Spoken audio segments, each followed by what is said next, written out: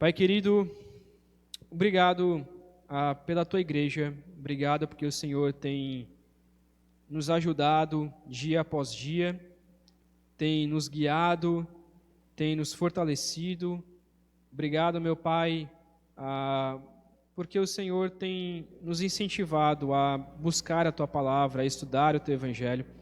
Te pedimos pelos pequenos grupos, pelo batismo, por novos membros, por novas pessoas que podem congregar conosco, ó Deus. E te pedimos que o Senhor faça com que a nossa igreja cresça, não para o nosso orgulho, mas para que mais pessoas possam fazer parte da nossa igreja, da nossa família, conhecendo o verdadeiro evangelho e sendo edificados pela palavra. E te pedimos, ó Pai, que o Senhor nos ajude em todas as nossas atividades, em todos os nossos eventos. Ó Deus, também queremos te pedir pela tua palavra neste momento, que ela possa falar no nosso coração, possamos ser edificados por ela, possamos ser transformados e realmente que o Senhor mude a nossa vida para a glória do Senhor. É o que oramos em nome de Jesus. Amém. Você pode abrir sua Bíblia comigo em Mateus capítulo 5. Mateus capítulo 5. Versículos de 5 a 6.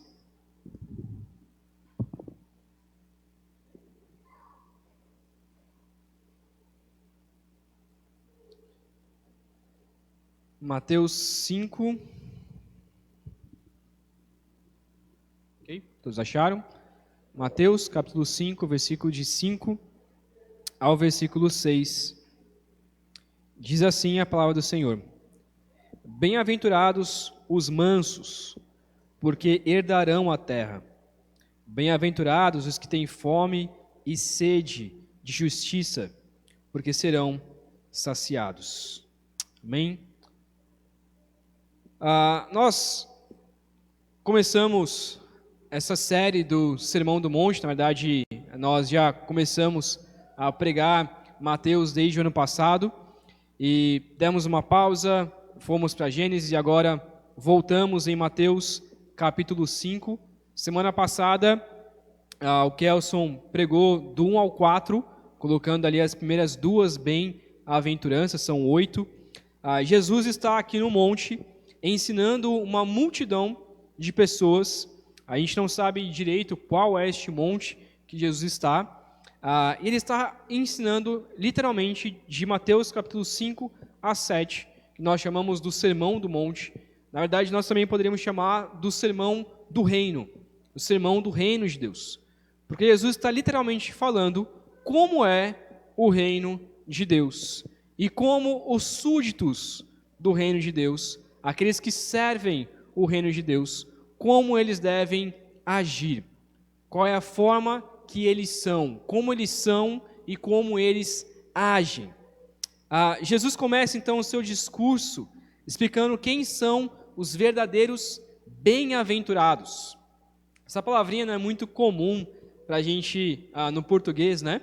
Mas essa palavra bem-aventurados, ela traz uma ideia, no original, a ideia de Macários. Essa palavra original é Macários no grego. Ou seja, os bem-aventurados, os Macários, para os judeus daquela época, eles eram considerados como aqueles que seguiam de fato a lei de Deus à risca. Aqueles que realmente cumpriam toda a lei. E por isso, por cumprirem a lei de Deus, eles eram abençoados, e por isso vem essa palavra Macários. Eles eram bem-aventurados, eram abençoados por Deus, e nada de mal, então, em sua vida poderia acontecer. Então, a sua vida começava a prosperar. Então, aquele que se enriquecia por cumprir a lei de Deus, aquele que sentia paz em seu coração, aquele que se tornava um grande sacerdote, se tornava um grande mestre da lei, esses eram então os chamados Macários.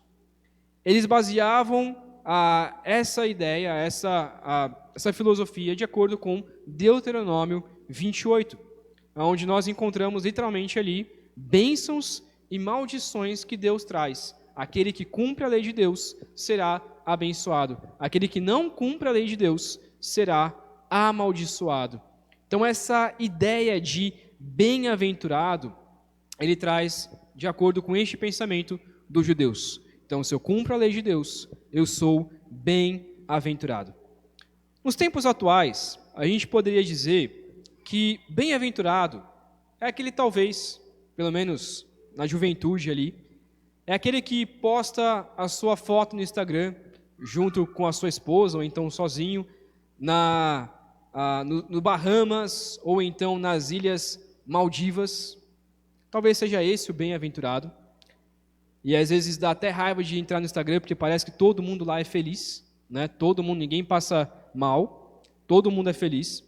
Ou aquele que acabou de comprar a sua Lamborghini e está passeando pela cidade, e às vezes eu olho alguns carros mais chiques aqui em Piripiri, eu fico imaginando o que aquele homem, que aquela mulher trabalha para ter um carro daquele. Talvez aquele que finge que tem uma boa saúde mental, talvez é aquele que tem uma casa gigantesca, talvez é aquele que tem muitos bens, ou que tem uma família bonita. A gente considera esses como aqueles bem-aventurados. Talvez seja aquele que tenha dinheiro, mulher ou mulheres, dependendo do ambiente onde você está. Talvez não ter filhos. Hoje em dia, não ter filhos, muitas vezes é considerado como uma pessoa abençoada. Talvez é viver viajando, como eu disse, fingir que está feliz, postar fotos bonitas no Instagram. Hoje em dia virou habitual, virou comum ter um relacionamento aberto. Então você tem a sua esposa, mas você tem um relacionamento aberto e está tudo bem, e isso é ser feliz, e isso é ser bem-aventurado. Você ser pai de pet e não querer ser pai de filho de verdade. Então existem muitas maneiras como as pessoas consideram e invejam umas às outras, dizendo que aquela pessoa é feliz. Como eu queria ser igual àquela pessoa, porque aquela pessoa realmente é bem-aventurada. Mas o que define felicidade? O que define realmente bem-aventurança? Jesus deixa bem claro que ser feliz é diferente de tudo o que o nosso coração deseja ser feliz. Ser feliz é diferente de tudo o que o mundo diz que é ser feliz. É totalmente diferente. E como já foi dito, bem-aventurados, essa palavra macários, é diferente de uma mera felicidade. Porque essa palavra tem mais a ver com o que nós somos, e não com o que nós sentimos, ou não com o que nós estamos naquele momento. Estou feliz agora. A ideia de bem-aventurança é a ideia de realmente regozijar. É um sentimento permanente, é uma vida permanente, é contentamento. Não é somente uma alegria momentânea. Estou bem-aventurado hoje. Não, sou bem-aventurado, apesar dos problemas, apesar das lutas.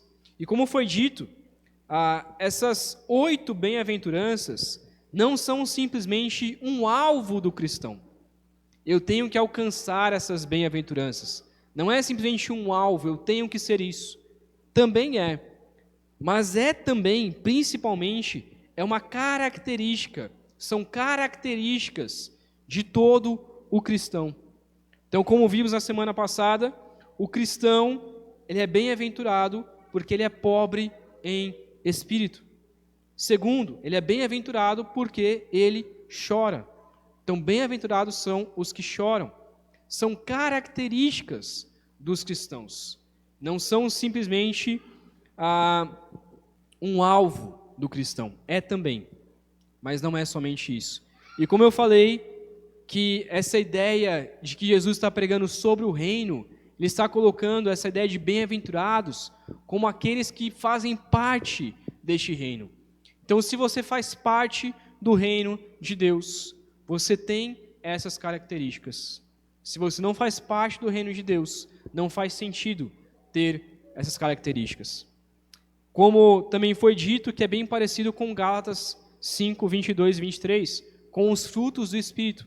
São o nosso alvo, termos o fruto do Espírito, todos os frutos ali, o amor, paz, alegria, bondade, mansidão, domínio próprio, são o alvo do cristão, mas também a característica do cristão.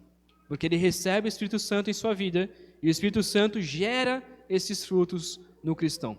Então, quando o cristão, ele se torna, quando uma pessoa se torna então cristã, ela recebe essas características de Deus. Ela se torna uma pessoa bem-aventurada. E o mundo não consegue entender. As pessoas do mundo não conseguem entender essas bem-aventuranças. E com certeza, quando Jesus disse isso, foi um escândalo para os judeus. É um escândalo para nossas vidas e é um escândalo para todo aquele que não crê em Cristo Jesus. Martin Lloyd-Jones, ele foi um grande puritano, um grande pregador no passado. Ele tem um livro gigantesco, só chamado O Sermão do Monte. Se não me engano, é mais de 500 páginas esse livro, que foi uma pregações dele na igreja sobre Mateus 5 a 7. E ele comenta o seguinte, que o mundo não é somente diferente do crente. O mundo nem ao menos é capaz de entendê-lo. Para o mundo, o crente é um enigma. Para o mundo, o crente é um enigma. As pessoas não conseguem entender os cristãos. Muitas vezes nós não conseguimos nos entender. Mas o mundo não consegue entender por que o cristão faz o que faz. E é exatamente isso que Jesus está trazendo para nós. Semana passada, então, foi falado as duas primeiras características. Primeiro, os pobres em espírito, e segundo, os que choram. A gente não vai se atentar a isso neste momento. Você pode depois assistir essa pregação no YouTube novamente. Mas foi falado sobre essas duas características. Bem-aventurado é aquele que é pobre em espírito, ou seja, aquele que reconhece a sua fraqueza espiritual. E bem-aventurado é a pessoa que chora. E a ideia aqui é a pessoa que lamenta pelo seu pecado, pelo pecado dos outros, pelo pecado do mundo. Ser pobre em espírito, então, nos leva a ter um espírito de lamentação. Então, ser pobre em espírito nos leva a ter um espírito de lamentação, que, consequentemente, então, nos leva a ter um espírito de mansidão, que é o que veremos hoje. E ser manso nos leva, então, a ter um espírito justo. Então, é isso que nós veremos no dia de hoje, sobre mansidão e sobre justiça. Nesses dois versículos, então, Jesus ele está descrevendo as características dos que serão abençoados, ou dos que são abençoados. Ele afirma aqui que os que vivem com humildade e gentileza serão então recompensados com a posse da terra. Ele também diz, Jesus ensina, que aqueles que buscam a justiça, aqueles que têm fome e sede da justiça de Deus, têm um sincero desejo de viver de acordo com a vontade de Deus, serão satisfeitos em sua busca, realmente encontrarão a justiça. Esses dois versículos, então, nos lembram que a humildade, a mansidão e a busca por justiça são valores extremamente importantes na vida cristã. E aqueles que praticam, aqueles que realmente buscam a mansidão e a justiça, eles então serão abençoados, já são abençoados e serão abençoados por Deus. Vamos olhar primeiro então para os mansos. Vamos ler novamente versículo 5, que diz o seguinte: Bem-aventurados os mansos, porque herdarão a terra. Mansos são aqueles que não se impõem sobre outras pessoas, a fim de promover os seus próprios interesses com base na sua força. Então não são aquelas pessoas que se impõem sobre os outros. Eu sou melhor do que você, eu sou maior do que você. Manso, ou a palavra também pode ser traduzida como humilde, é aquela pessoa que herdará a terra por confiar que Deus tem um controle sobre todas as coisas. Que a justiça, ela vem do Senhor. A gente vai ver no final que mansidão e justiça é bem parecido uma coisa com a outra. Esse texto, ele provavelmente está relacionado, você não precisa abrir porque eu vou ler aqui, ele proximamente está relacionado ao Salmo 37, versículo 11, que diz assim: os mansos herdarão a terra e se deleitarão na abundância de paz. Então, a gente sabe que Jesus, apesar de ser Deus, mas a sua humanidade, Jesus, ele pega muitos textos do Antigo Testamento e traz e aplica isso ao coração de todo aquele que busca o Senhor. Então é interessante que este versículo, Jesus, ele não está inventando algo novo, digamos assim. Ele está usando o Salmo 37 para aplicar aos judeus como eles deveriam ser. Então ele repete o que a lei de Deus, o que o Salmo especificamente 37 está dizendo. Ele repete: olha, vocês sabem, lá no Salmo 37 está escrito: os mansos herdarão a terra. Vocês deveriam cumprir isso. A gente vai ver mais para frente que Jesus diz que ele não veio para revogar a lei de Deus, mas ele veio para cumprir a lei de Deus. Jesus aqui, ele prova para nós que ele não está querendo mudar aquilo que o Antigo Testamento diz, mas ele está autenticando aquilo que a lei, aquilo que os profetas, aquilo que os salmos falaram. Então o que Jesus está usando aqui é literalmente o Salmo 37, versículo 11. Os mansos herdarão a terra. Possivelmente também ele está usando Isaías 29, 18 a 20, que diz o seguinte: naqueles dias, então a ideia de algo futuro, naquele dia os surdos ouvirão as palavras do livro, e dentre a escuridão e dentre as trevas os olhos dos cegos haverão. E os mansos terão cada vez mais gozo no Senhor, e os pobres dentre os homens se alegrarão no Santo de Israel. Porque o opressor é reduzido a nada, e não existe mais o escarnecedor, e todos os que se dão à iniquidade serão desarraigados.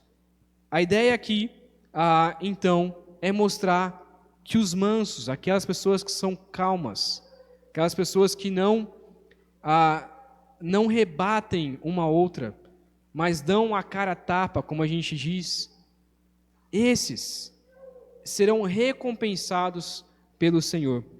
Já falaremos sobre a recompensa, mas primeiro vamos focar em qual deve ser o nosso foco, quem devemos imitar ao sermos mansos. E é interessante que em Mateus 11, 28 a 30, fala que próprio Cristo Jesus, ele é a fonte da mansidão de cada cristão. O próprio Cristo Jesus foi manso, e por isso nós também devemos ser mansos. Mateus 11, 28 a 30, eu vou ler aqui. Já foi lido na semana passada também esse texto, mas que diz assim, Mateus 11, 28 a 30. Vinde a mim, todos os que estáis cansados e oprimidos ou sobrecarregados, e eu vos aliviarei. Tomai sobre vós o meu jugo e aprendeis de mim, que sou manso e humilde de coração, e achareis descanso para as vossas almas, porque o meu jugo é suave e o meu fardo é leve. O próprio Cristo está dizendo: eu sou manso e humilde de coração. 1 Pedro 2, 22 a 23 também diz assim: ele não cometeu pecado, nem na sua boca se achou engano. Sendo injuriado, não injuriava. E quando padecia, não ameaçava, mas entregava-se àquele que julga justamente. Esse texto prova para nós que próprio Cristo Jesus era uma pessoa, na sua humanidade, extremamente mansa. No entanto, nós não podemos entender que mansidão é sinônimo de fraqueza. Infelizmente, a gente tem muitas pessoas que pegam esse texto e colocam Jesus, principalmente em filmes. Por isso que eu não gosto muito de filme que apresenta ali Jesus. Tem algumas críticas sobre isso. Mas geralmente nos filmes, ou nas imagens que trazem Jesus, traz Jesus como uma pessoa fraca, como uma pessoa raquítica, como uma pessoa que vai falar com Jesus, Jesus parece que responde ali de uma maneira tão... Jesus era manso, com certeza era manso, mas com certeza Jesus era também símbolo do que é ser homem de verdade. Ele era um homem firme. Então ser manso traz muita ideia, não aquela pessoa é mansa, e aí traz aquele senhorzinho que é raquítico que está ali. Não é isso. Ser manso não é se submeter. Quando alguém fala com você, você abaixa a cabeça e não responde. Quando alguém te xinga na rua, você simplesmente olha para baixo e sai chorando. Não é isso. Ser manso é ser firme, mas é não responder à altura. Ser manso, quando alguém vai para atacar a sua esposa, não é você olhar e falar assim, ataque a minha esposa e tudo bem. Não, a gente tem que ser firme, tem que proteger a esposa, tem que proteger as crianças, temos que ser firmes em relação a isso. Mas ser manso é não responder quando uma pessoa te xinga e você xinga de volta, você fala um monte para a pessoa, você responde à altura. Não, é você responder com firmeza, mas responder com mansidão. Ser manso não é sinônimo de fraqueza, mas é sinônimo de humildade. É sinônimo de humildade. Então nós devemos entender que é a disposição de sofrer em vez de causar dano àquela pessoa. Quando acontece alguma coisa, nós estamos dispostos então a sofrer, assim como Cristo sofreu na cruz por amor a nós. Nesse sentido, ele foi extremamente humilde, extremamente manso, porque ele tinha todo o poder para acabar com todas aquelas pessoas que estavam dando chicotadas, xingando e cuspindo em Cristo Jesus. Mas ele foi manso e humilde de coração, como esse texto de Mateus 11, 28 diz, e continuou glorificando ao Senhor até a morte e a morte de cruz. Isso é ser manso. Então muitas vezes a gente entende, aquela pessoa é mansa. Muitas vezes aquela pessoa é só quieta mesmo. Muitas vezes aquela pessoa é só fraca. Mas isso não é ser manso. Ser manso é, mesmo tendo o poder de fazer alguma coisa, ainda assim eu não faço, eu não revido. Ele traz então a consequência ou a bênção de ser manso, de ter essa característica como cristão de ser manso. E a bênção aqui é que essa pessoa herdará a terra.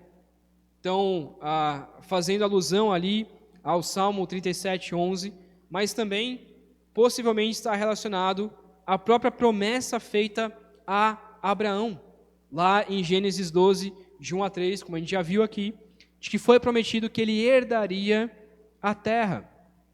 Ele herdaria a terra, herdaria uma nova terra. Só que esta terra aqui, para nós, cristãos, possivelmente essa bênção, não é simplesmente esta terra aqui, né? Mas o novo céu e a nova terra, o novo céu e nova terra restaurados. Lá em Hebreus 11, versículo 16, diz assim: mas agora desejam uma pátria melhor, isto é, a celestial, pelo que também Deus não se envergonha deles de ser chamado seu Deus, porque já lhes preparou uma cidade. Então, prova para nós que o nosso desejo não é herdar esta terra, mas sim uma terra celestial. Deus nos dará um novo céu e uma nova terra. O próprio Abraão esperava isso. Ele esperava possuir essa terra de Canaã, mas ele não esperava somente essa terra, mas uma futura terra, onde seria esse novo céu e essa nova terra. A promessa, então, para aqueles que são mansos, é que eles herdarão os céus, ou novos céus e nova terra. Eles habitarão com o Senhor e receberão isso como herança. A pergunta, então, é se você é manso, como Jesus foi manso. Se você, quando se converteu, continuou iracundo, continuou bravo com todo mundo, será mesmo que a sua conversão ela foi verdadeira? Mas se houve uma mudança significativa, você que era totalmente revoltado com tudo e todos, e queria explodir com qualquer pessoa que passasse na rua, e de repente Cristo vem em seu coração e transforma a sua vida, transforma o seu coração, Ele também transforma esse seu caráter, e você passa então a se tornar uma pessoa mais mansa, e não responder à altura, mas dar palavras brandas e de sabedoria em resposta a outros. Ser manso, então, é reconhecer que a justiça, ela pertence ao Senhor. E é por isso que ser manso está relacionado a também ter fome e sede de justiça.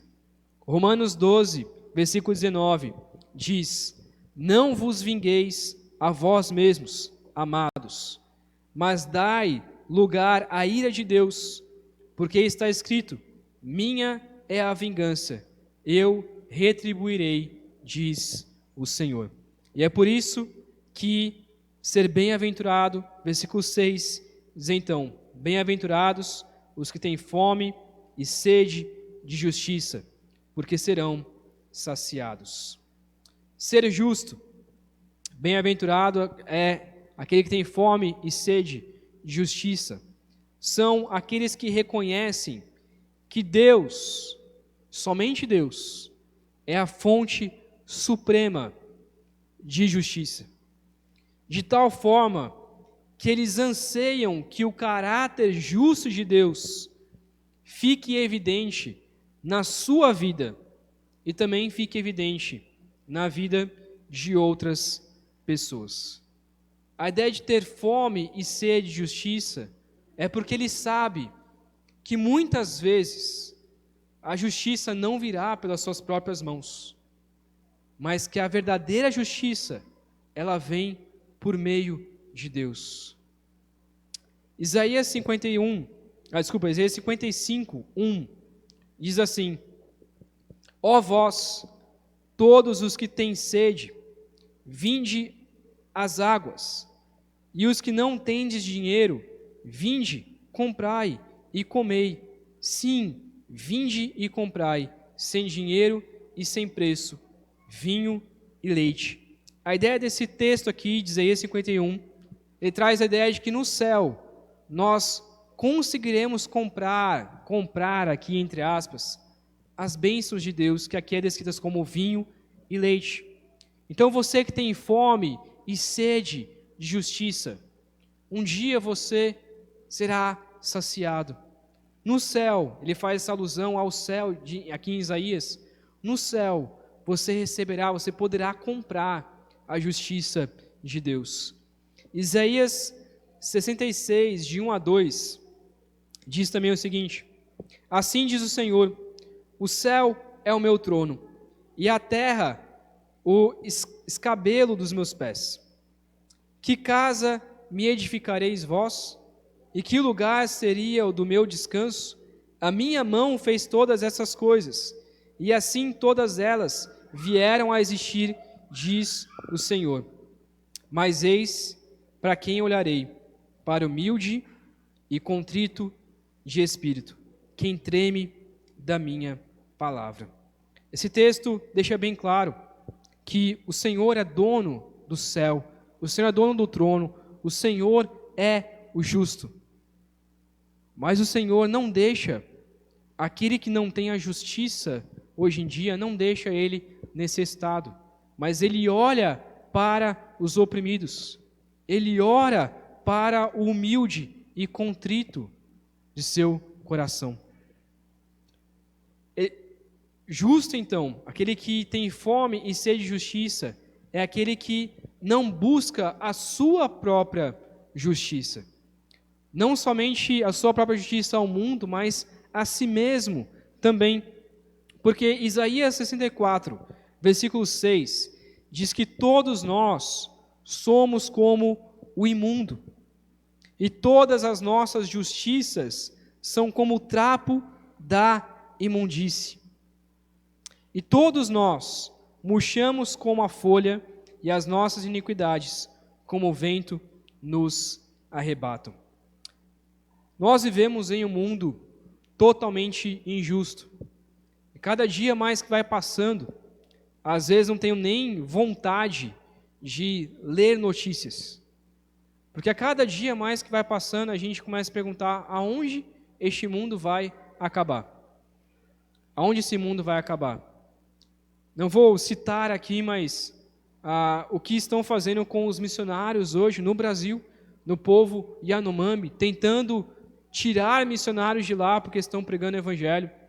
O que estão fazendo com as escolas, de pregando totalmente contra o evangelho e proibindo cristãos de pregar o evangelho em qualquer ambiente. A realidade é que o Brasil não está muito distante de muitos países onde o evangelho é impossível de ser pregado, onde o evangelho é proibido de ser pregado. Não estamos muito distantes disso. E cada vez mais que eu olho para essas injustiças, para a maldade do mundo, cada vez mais o meu coração está quase como o coração de Abacuque, de perguntar ao Senhor: Senhor, o Senhor não está vendo? O Senhor não vê nada disso? O Senhor está cego? O Senhor não ouve? Há injustiça no mundo, pessoas matando umas às outras, e parece que Deus não faz nada. E muitas vezes a nossa vontade, ela é de talvez pegar uma arma, ou talvez de pegar alguma coisa e fazer justiça com nossas próprias mãos.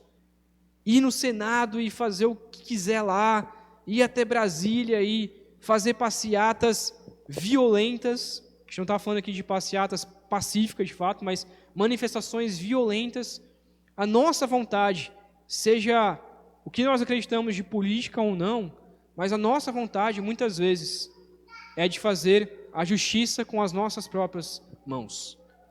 E a gente está falando de ambiente, de algo geral na política, mas dentro da nossa própria casa, ou com nossos parentes, ou com nossos vizinhos, a nossa vontade é ir e arrebentar tudo e fazer a justiça como eu quero, com as nossas próprias mãos. Mas Deus deixa bem claro que a nossa justiça, ela é como um trapo de imundícia. Por mais que a gente tente fazer alguma justiça, nós não iremos conseguir fazer ela plenamente. Por mais que a gente também tente, por exemplo, ajudar o pobre e dar alimento ao pobre e achar que nós estaremos 100% glorificando a Deus fazendo isso, ainda assim, nós não vamos conseguir adorar o Senhor, porque qualquer justiça, qualquer ato de bondade que nós possamos fazer, ele é como um trapo de imundície, como algo sujo, como um lixo, como um esterco. Nenhuma boa obra poderá, primeiro, te salvar dos seus pecados. Então, se você tentar buscar a justiça de Deus por suas próprias mãos, as suas boas obras, que você pode chamar de boa, não pode te salvar dos seus pecados. nenhum tipo de purificação humana, seja cerimonial ou qualquer outra, pode lavar o seu pecado. Nenhum sacrifício seu é capaz de extirpar a culpa humana, não somente sua, mas de apagar a culpa humana. Nenhum sacrifício seu, já falei isso, nenhum ser humano é capaz de fazer expiação pelo pecado da humanidade, de fazer expiação pelo pecado dos outros. Você não consegue fazer 100% a justiça no mundo. Se essa justiça não vier de Deus, você não consegue ser bonzinho, você não consegue fazer boas obras, você não consegue fazer uma justiça plena. Então, o que é justiça? Justiça, ela só vem do Senhor. A justiça, ela só vem de Deus. Embora, então, seja impossível que as boas obras justifiquem alguém, é também impossível que uma pessoa justificada possa viver sem boas obras. E é aqui que está a chave. Por mais que você não consiga, por si mesmo, fazer boas obras, fazer obras justas por si mesmo, você que foi salvo por Cristo Jesus, você que recebeu a justiça de Deus, aí sim você pode fazer atos de bondade, você pode fazer boas obras para a glória de Deus. Por que o cristão faz caridade? Para ganhar a salvação? Não. É porque ele já foi salvo. E ele deseja que a justiça de Deus seja feita na terra. O que é justo? Que todas as pessoas passem fome? Não. É justo que o pobre não tenha como que se sustentar? Não, não é justo. É justo com que pessoas passem necessidade? Não. É justo com que pessoas em países onde são perseguidas, é justo que elas sejam maltratadas? É justo que mulheres sejam vendidas como escravas em povo árabe, em países terríveis? É justo que crianças morram de fome ou morram pela maldade humana? Não, isso não é justo. E é por isso que nós cristãos, quando somos salvos, fazemos essa justiça, mas para a glória de Deus. Porque essa justiça não é mais a nossa justiça, mas a justiça de Deus. Que justiça, qual é, na verdade, a primeira justiça que nós devemos buscar? O que nós cristãos devemos ter fome e sede? Não é somente a pessoa ter um bom alimento, isso é realmente importante, mas é a pessoa ser salva por Cristo Jesus, ela ser justificada por Cristo Jesus. Isaías 53, 5 a 6 diz o seguinte: mas ele foi ferido por causa das nossas transgressões e esmagado por causa das nossas iniquidades. O castigo que nos traz a paz estava sobre ele, e pelas suas pisaduras fomos sarados. Todos nós andávamos desgarrados como ovelhas, cada um se desviava pelo seu caminho, mas o Senhor fez cair sobre ele a iniquidade de todos nós. A verdadeira justiça é o próprio Cristo. Ele é a nossa justiça, como diz Jeremias 23:6, o Senhor é a nossa justiça. Salmo 32, versículo 1, também diz que bem-aventurado é aquele cuja transgressão é perdoada e cujo pecado é encoberto. Qual deve ser o nosso desejo? Não é somente que as pessoas consigam se livrar de suas injustiças na terra. Nós devemos orar por isso sim.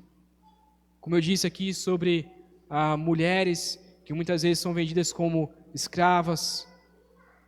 Nós devemos sim buscar essa justiça, mas a maior justiça que devemos ter sede e fome é a justificação de Cristo Jesus na vida das pessoas.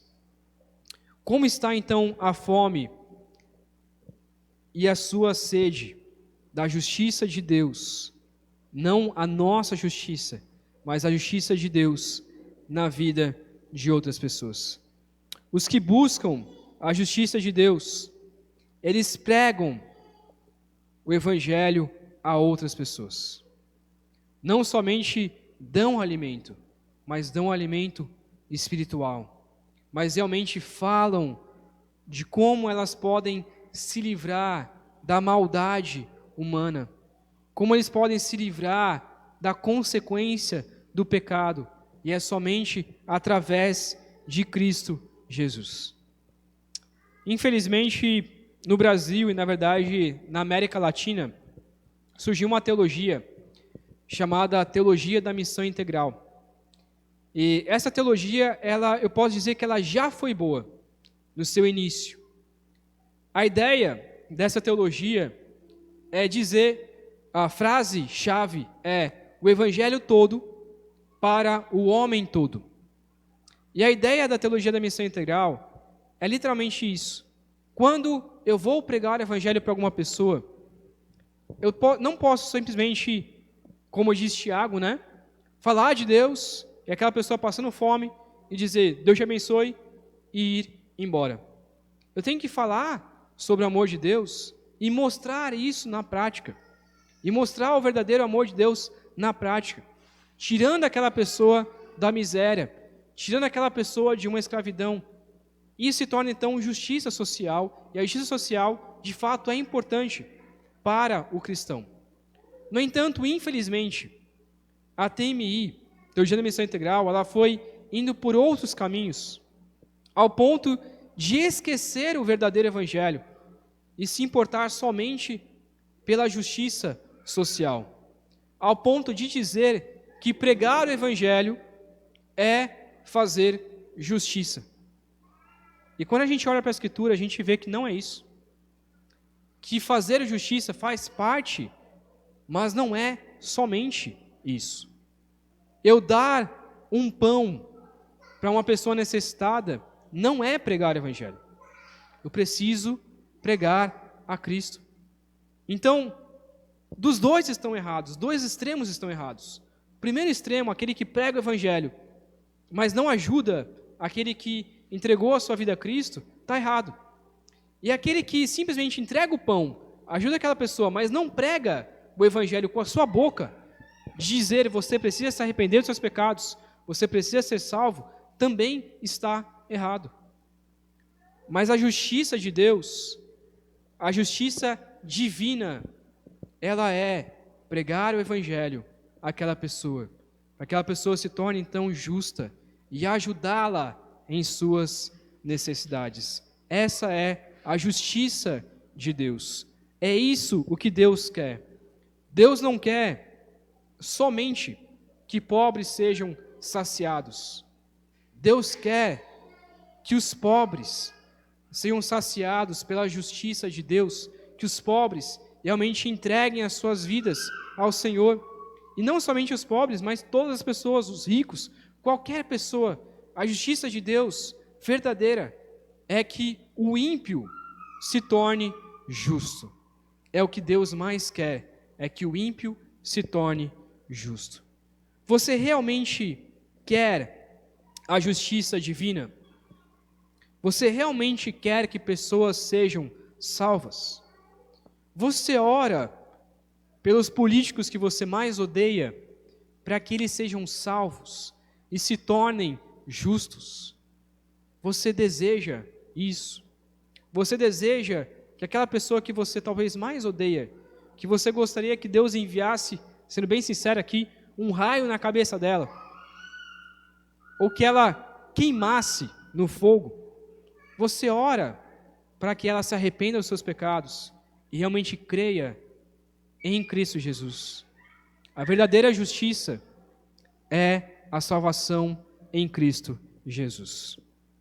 Indo mais para o fim, bem-aventurado, então, é aquele que tem o caráter de Cristo e vive de maneira mansa e justa em um mundo de guerras e contendas. Os justos, então, serão saciados, eles receberão a justiça de Deus. Agora, o que a justiça e a mansidão têm a ver um com o outro? Não parecem duas coisas diferentes? Você querer a justiça e ao mesmo tempo ser manso.